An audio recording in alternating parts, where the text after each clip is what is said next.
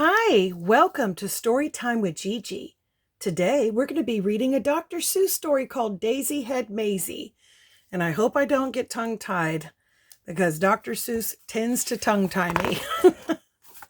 Okay. It's hard to believe such a thing could be true, and I hope such a thing never happens to you. But it happened, they say, to poor Mayzie McGrew, and it happened like this.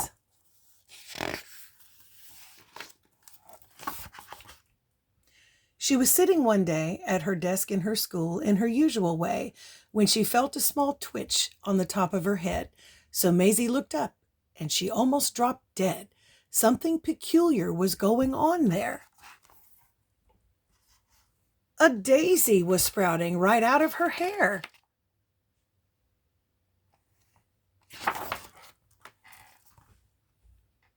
Behind her was sitting young Herman Butch Strudel. This looks like a daisy up there on her noodle. It doesn't make sense. Why, it couldn't be so. A noodle's no place for a daisy to grow. Then up spoke another boy, Einstein Van Tass, the brightest young man in the whole of the class. It's a very odd place to be sprouting a daisy. But nevertheless, one is growing on Mayzie. Hey, look it, cried Butch. Right here in this room, Daisy had Mayzie. She's bursting in bloom. Miss Sneecher, the teacher, came rushing up quick. Such nonsense! Some child here is playing a trick. Which one of you boys stuck that thing in her hair? You know that a daisy could never grow there. But teacher, said Butch, I saw the thing rise right out of her head with my very own eyes. Just give it a yank if you think I tell lies.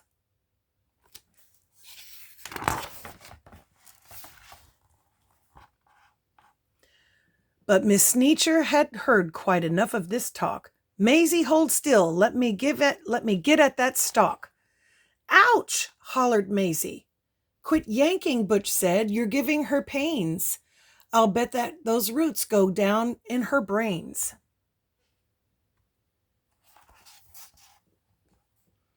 The kids in the class started shouting like crazy. Daisy head, Daisy head, Daisy head Mayzie. Children, be quiet, good grief and alas. Miss Sneecher was shocked by the noise in her class. I've taught in this room 20 years, maybe more, but I've never seen anything like this before. I'll have to report it. You'll just have to come to the principal's office and show Mr. Grum.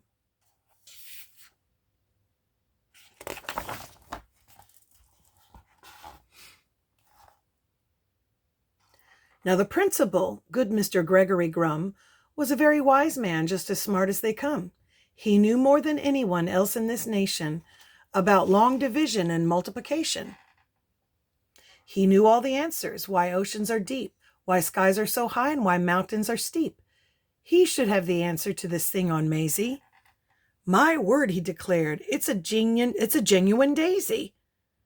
I've seen them quite often in fields growing wild, but never before on the head of a child. Now, what in the world ever made this thing sprout? I have no idea, but I'm going to find out.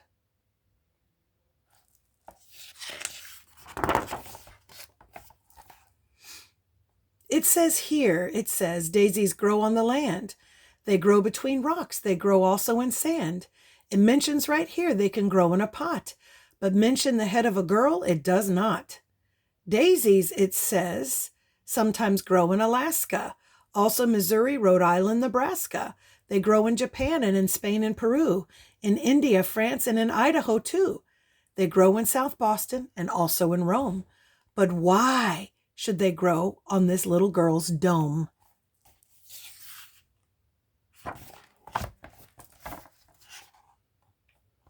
Say, look it, said Mayzie. It's wilting, it's drooping. How wonderful, Mayzie. It soon will be dead. You'll get rid of that daisy.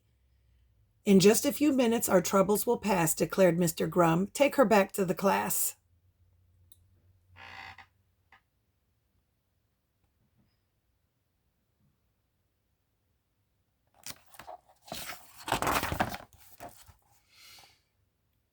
Then the principal saw a most terrible sight. The daisy was dying, and that was all right, but that daisy was part of poor Mayzie McGrew.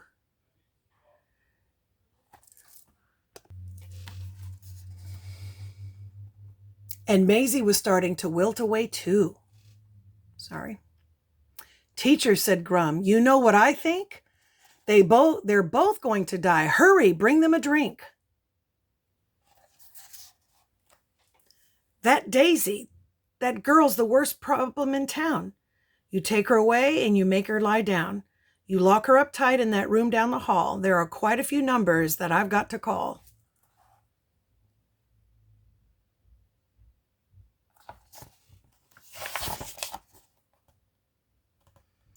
Get Maisie's parents on the end of the line. I need them here quickly while there is still time. On the phone, Maisie's mom asks, what's all the fuss? Then, goodness to Betsy, I'll get the next bus. A call to the shoe store reached Mr. McGrew. He answered while holding a customer's shoe. Oh no, I really must go.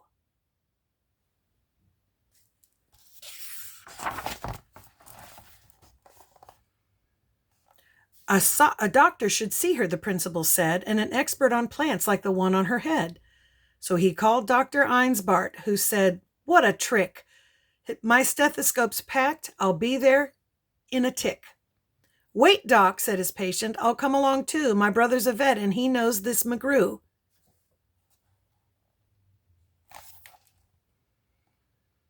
When he heard Finch the florist grab for his shears, I'll be there just as soon as my truck can shift gears.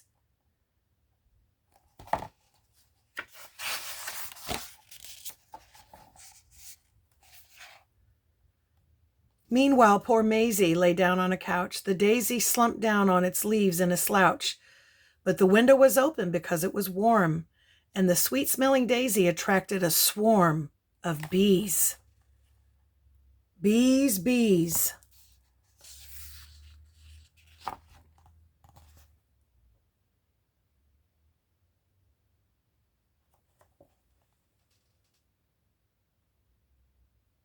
Look, she's throwing the pillow outside to escape.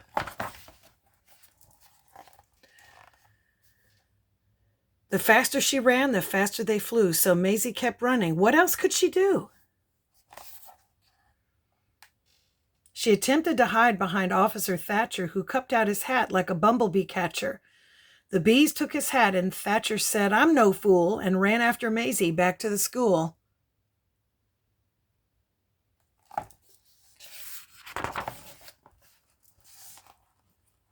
Wow, look at the crowd of people. Principal Grum didn't know what to do. It's worse, cried Miss Sneecher. Much worse than we feared. The daisy and Mayzie have both disappeared. Behind her came charging Mr. McGrew, chased by a customer chasing his shoe.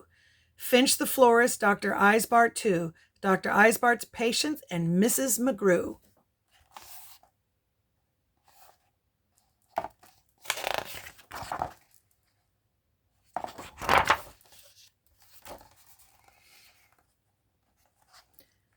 Then through the window with Officer Thatcher, who slammed the pane shut so the bees couldn't catch her, jumped Mayzie McGrew to the floor with a splatter, with the daisy still there, except taller and fatter.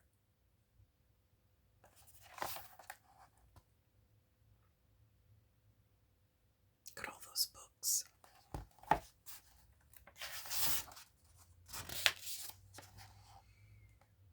My poor little daughter, the daisy, it's true. I'm going to faint, cried Mrs. McGrew.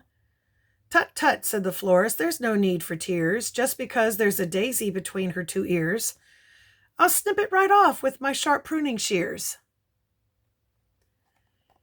She's my patient. Don't touch her. You must stand apart. We have to have room, said Dr. Eisenbart. I think that Mayzie and her plant could help me get a research grant.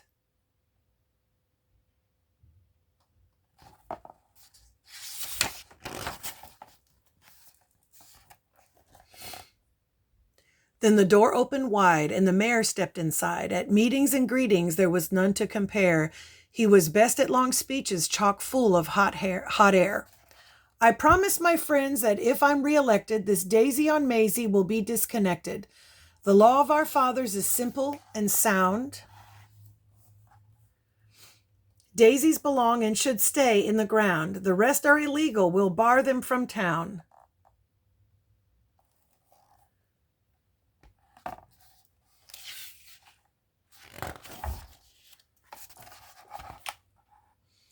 From the back came a voice, sometimes loud, sometimes slick, of a wheeler and dealer who knew every trick. I'm Finagle the agent, you've heard of me, I'm sure. I represent young what's-his-name and others now on tour. But Maisie, you're so special. Please let me shake your hand. Your talent is a wondrous thing, unique in all the land. Daisy Head Maisie spelled out in bright light will draw kids in the day and parents at night. Daisy Head Maisie, you've got quite an act. Just stick with me, kid, and sign this contract. Your flower needs to sign too.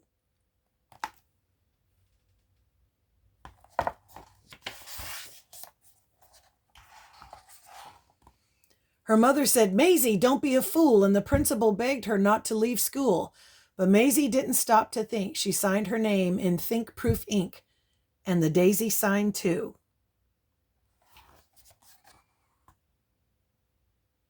Daisy head fever was gripping the nation. It had quickly become a worldwide sensation.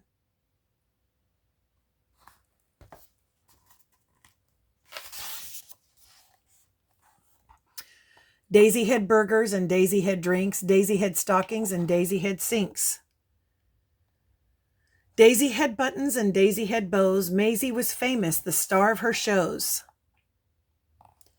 Fame had knocked on Maisie's door. Now she had it all and more. Piles of money stacked in tins.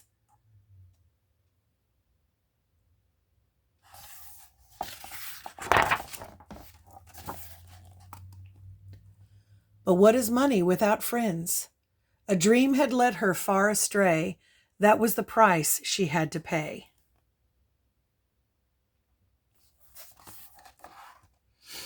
Mayzie McGrew ran night and day, nowhere to go, nowhere to stay, because she was sure that everyone must have written her off in total disgust.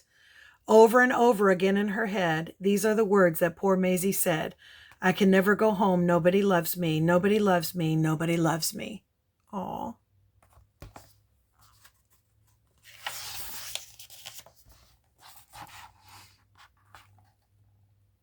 Nobody loved her? Poor Mayzie McGrew. It's hard to believe such a thing could be true. And maybe that's why, then, this daisy above, when Mayzie below began talking of love. Well, you know about daisies, when love is in doubt. The job of a daisy is, try and find out. They love her not. They love her not. Don't worry, Mayzie. They love you. They love me.